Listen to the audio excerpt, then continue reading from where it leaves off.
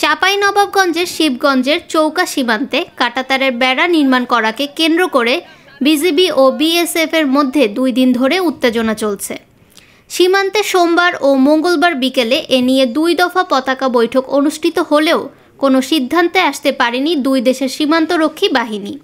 ফলে উভয় বাহিনী সীমান্তে বর্তমানে সতর্ক অবস্থানে রয়েছে। জানা যায়, আন্তর্জাতিক সীমানা পিলার 177/1S ও 2S এলাকায় 5-6 মাস আগে সীমান্তের নোম্যান্স ল্যান্ড থেকে 50 গজ এগিয়ে বাংলাদেশের অভ্যন্তরে ভারত একটি কাঁচা রাস্তা নির্মাণ করে।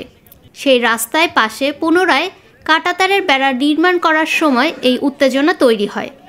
এদিকে সীমান্তে বাংলাদেশের ভূমি রক্ষায় স্থানীয় বাংলাদেশি নাগরিকরা ক্ষোভ জানিয়েছেন এবং বিএসএফের অবৈধ কর্মকাণ্ডকে প্রতিহত করতে বিজিবির সাথে তারাও দিনব্যাপী সীমান্তে অবস্থান নেয়।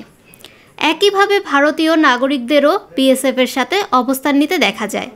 সীমান্তে অতিরিক্ত বিজিবি মোতায়েন করা হয় এবং বিজিবির সেক্টর কমান্ডার সহ ঊর্ধ্বতন কর্মকর্তারা ঘটনাস্থল পরিদর্শনের পরেও অবস্থান করছেন।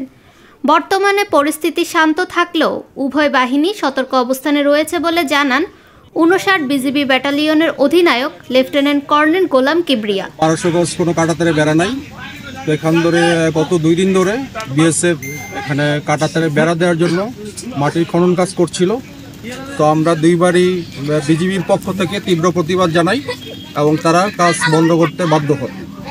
তো আজও সকালে যখন কাজ শুরু করার চেষ্টা করে বিজিবির পক্ষ থেকে প্রতিবাদ জানানোর সাথে সাথে তারা কাজ করতে বন্ধ করেছে এবং আজকে দুপুর 2টায় বিজিবি অধিনায়ক পর্যায়ে ফ্ল্যাগ মিটিং হয়েছে এবং ফ্ল্যাগ মিটিংয়ে 2 পক্ষই আলোচনায় আমরা সম্মত হয়েছি।